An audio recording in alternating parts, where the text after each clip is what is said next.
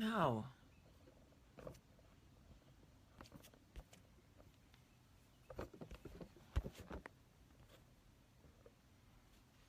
I don't know how to do any of this.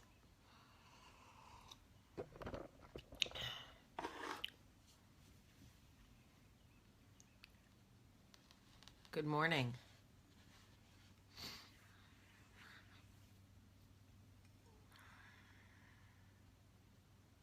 Hey, Norma. As I choke on myself. Good morning. Good morning, Mike. I'm a little late this morning, truth be told. I just wanted to sleep. I was so tired. I was like, you know what? My eyes feel really good closed. It's so funny. Everybody I know is at Coachella. And I'm so old. I said, I now go to Couchella, where I sit on the couch and listen to music that I like from the comforts of my own home.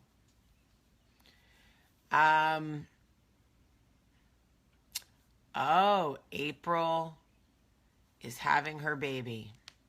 I knew she was going to have it in April. She wasn't going to let that month pass. Because you know what? In a few weeks, it's gonna be May. See what I did there? I had a dream last night about Reese Witherspoon. So weird. Anyway, so happy birthday. Oh, you just started watching Jersey Belle? Yeah, it's a good one. So last night we went out to celebrate Bart and Danielle's anniversary. And, you know, I guess John 3:16 too.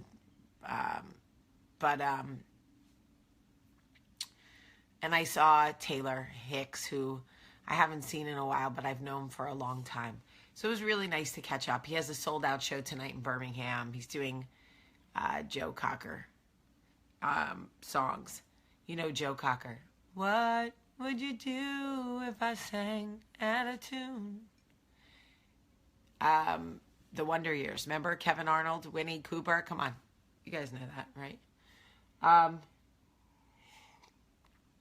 Wait, so P.S., if you didn't see my Instagram stories yesterday, I have to tell you the funniest thing that ever happened to me. Yesterday, I went to Urban Outfitters and I tried on a bodysuit. And I keep yanking it up in the front. I'm yanking it. And no matter what I do, I can't get it to like cover my boobs the way I want it to, right? So I keep pulling it up. I'm tugging on it. I'm trying to whatever. And I'm like, listen, this bodysuit is not working well enough for me. So the girl comes, she knocks on the door. She goes, Jamie? I go, yeah. She goes, how's it working out for you? I go, well, I like it. But it's not working out too well because it's not covering my boobs. I keep trying. And she's like, let me see. So I opened the door and she goes, oh, you have it on backward. I put the bodysuit on backward. So the back scoop was here. Y'all, listen, you know what? I'm 40 and that might be, you know, the fashion god's way of saying, hey girl, bodysuits ain't for you anymore. That was for the 80s. Leave it to the young kids. So yeah, I had it on backwards. You know, because I need a good bodysuit for Couchella when I sit on my couch and listen to music. Listen, I know April's in labor, guys, but giraffes take a long time to have a baby. I know you see hooves. It'll probably be another 3 hours that you guys are watching that poor thing go through. I don't know that I would watch. I don't know that I would want everyone in my hoo-ha while I was pushing out a baby. Maybe I would. Maybe, but. So yeah, the bodysuit was on backward. All right, so listen, I want to prep you for this coffee talk. This coffee talk is going to sting. This coffee talk is going to piss you off. Force yourself to get through it, okay? Force yourself to get through it. It may not pertain to you, but somebody else may need to hear it. Here we go. Here we go. When I was in the relationship that I was in before Michael, We all know it was an abusive relationship. That's not even really the point. Okay? The point is that when we broke up, I spent months still hanging on to... Lent is over, Patty. Get yourself a cup of coffee, honey. I spent months hanging on to the what ifs, the maybe it wasn't so bad, the remembering the good times, maybe some distance. If we came back together now, maybe things could be different. These were all of the thoughts that I was having after we broke up. And I was clinging literally to the person that broke me, not hurt me, broke me, destroyed me. Yes, I was a willing participant. Yes, I allowed it to happen. What's worse was I was clinging to it. I was literally fought for my life to get out. Then got some distance, and I'm talking about a couple of weeks. I'm not even talking about a couple of years. And was like, maybe he sees the error of his ways now. Like maybe with the time and the space, like he could be different. We could be different. I know better now. I could be a better girlfriend. I could be different if I just blah, blah, blah. And if I just whatever, right? And I realized that I was hanging on to somebody who had no problem hurting me, no problem breaking me, and no problem letting me go. Okay? And I realized that the problem was never him. It was always me. The problem was always me. Because the truth was, I expected love from somebody when I didn't even love myself. And that is the truth. I expected him to care for me, to speak kindly to me, to respect me, to love me. But I didn't speak kindly to or about myself. I didn't respect myself, and I didn't love myself. At the time, I didn't see that. I was in survival mode. I was in an abusive relationship and I was surviving. I just wanted to be what he needed me to be so that he would love me. If I could just chase my tail, if I could just get to who and what you want me to be, then you will love me and then we will be happy. But the problem was I didn't love myself and I wasn't happy. And here I was out of the relationship, finally out of the relationship, still missing it. What was I missing? What was I missing? The narcissism, the disrespect, the abuse, the sexual manipulation, the sexual control, walking on eggshells, feeling sick, not eating. Maybe if I was skinnier, if I was so skinny that all you could see is my bones, maybe he would love me. And here I am, finally out of it. Sitting in an apartment, looking around going, I wonder if it would work now. I wonder if now that we've been apart for a while, we could make it work. We could see. The problem was never him. I can't control his actions. I can only control myself. I can only control what I tolerate. I can only control what I accept for myself, what I believe I deserve. Do you know how hard it was for me to acknowledge that the problem was never him? It was me. I'm sitting on the couch thinking about how I could put me and this dude back together after he destroyed me. And here I am.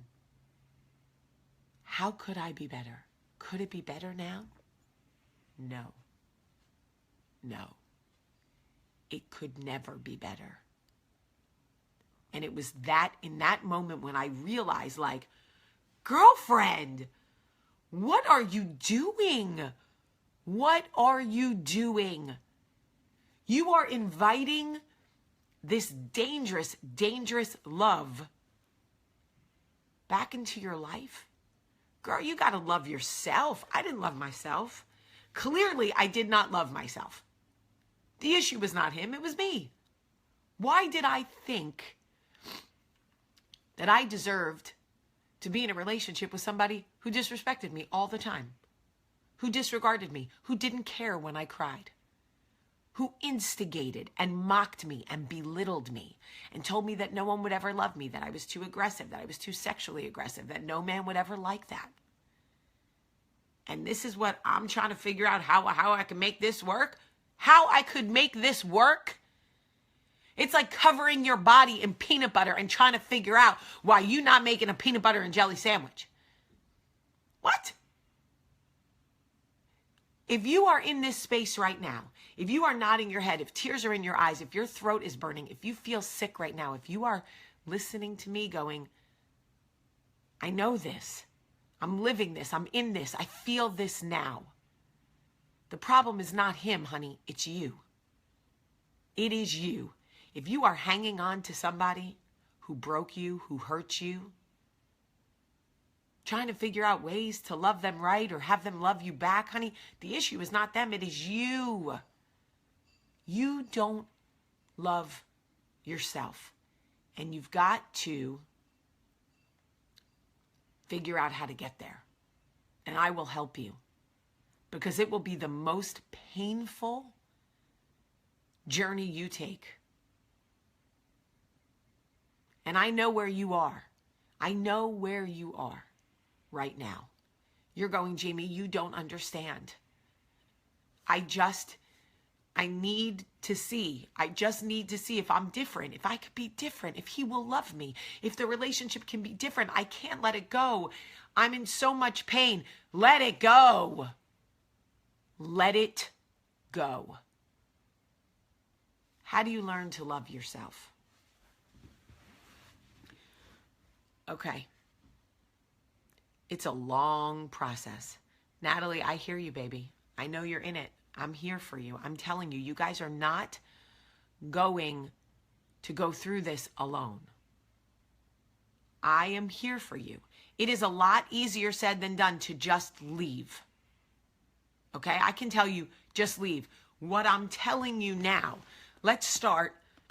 Step one is acknowledging that the issue is not him, it's you. Monica, you're asking somebody to accept you for who you are and you're telling me he's refusing and you think the issue could possibly be you? Baby girl.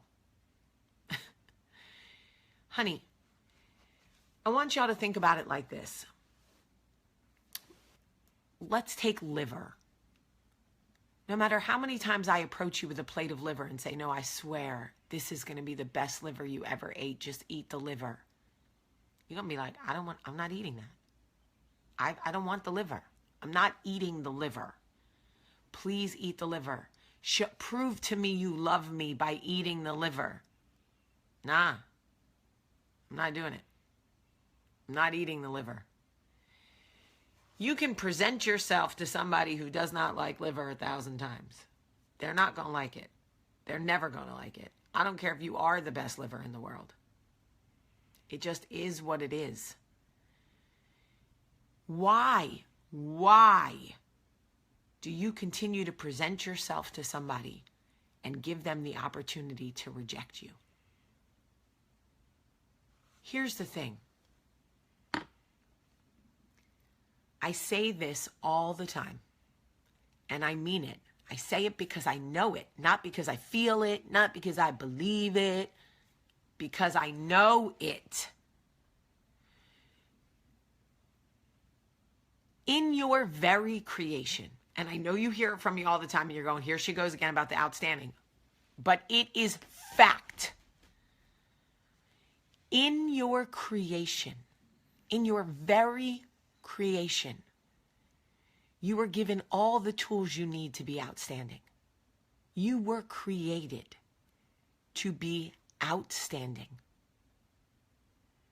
If you are living a life right now where you are not appreciated for who you are in the wrong space.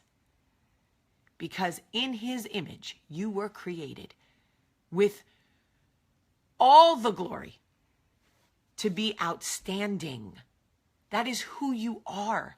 People throw around words like queen, and I get it. We joke about it all the time, like she's a queen, but you are a queen.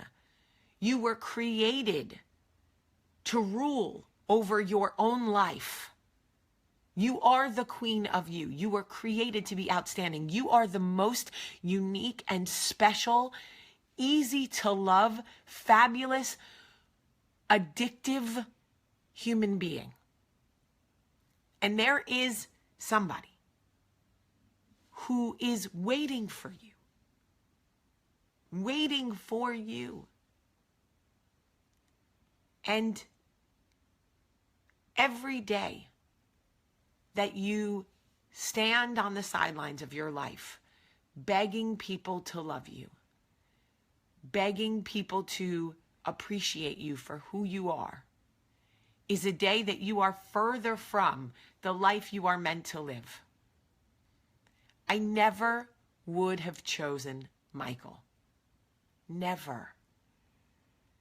I didn't see him.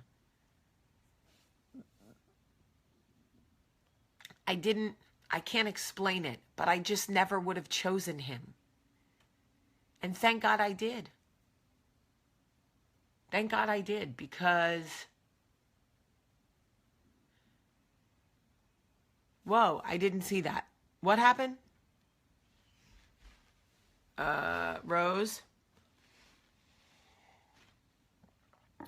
This coffee talk applies to any part of your life. Work, friendship, love. If you are begging someone to love you, to accept you, to appreciate you, the issue is not them, it is you. You have to love and respect yourself. You teach people around you how to treat you. People always go, Jamie, you're so confident. It took me a long time to get here, but I know my value now, and I'm not afraid to say it. I'm not afraid to say this is what I deserve.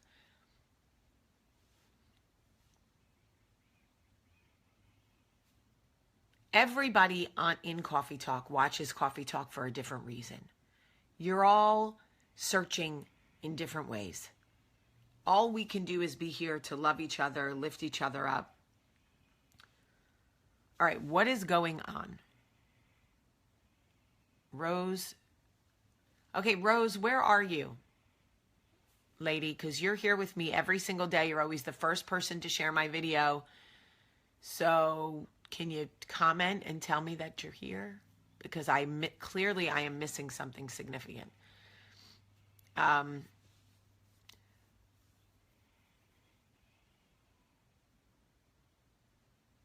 Okay, she removed the comment. Oh, there she is. All right, Rose, no more comments like that, please. We're taking that off the table. Everybody, that comes off the table. Okay?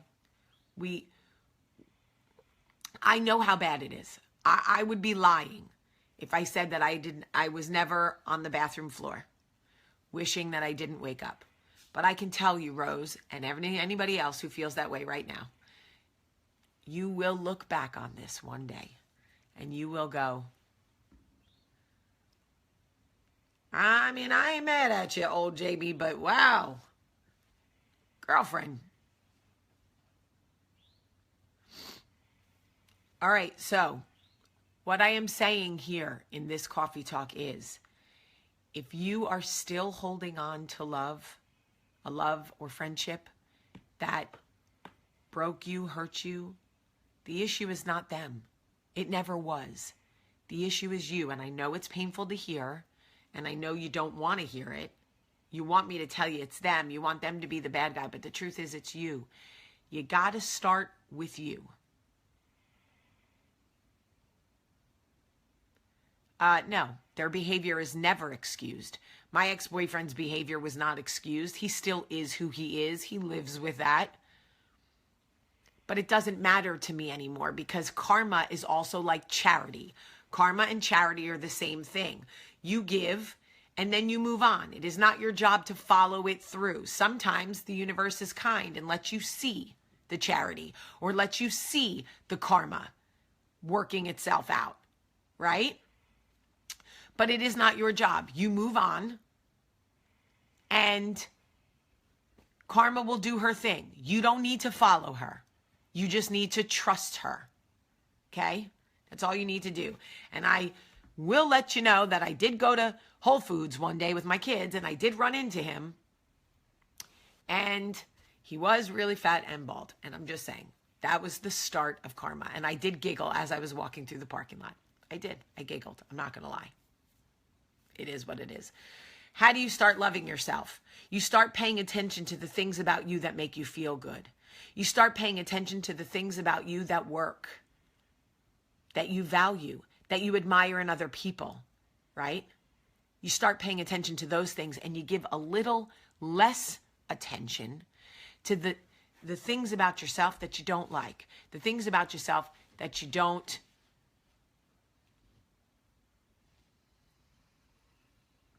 that you wish were different. We put too much attention on the things about us that we don't like, the things where we are perceived failures. You got to turn that around and start focusing on the successes in your life. How far you've come, what your body can do, what your mind can do, what you're good at. Focus on it. Don't take your eyes off it. I don't care if every single day you have to get out of bed and go, I have really nice toes. I have the most beautiful toes I've ever seen. My feet are so nice. They look great in shoes. I have beautiful feet. If that is the only thing you can say about yourself tomorrow, start there. Start small. I don't care. Start with the things about yourself that work, that you love. That is how self-love starts. I did. I started with my feet. That's why I have a very special relationship with my feet.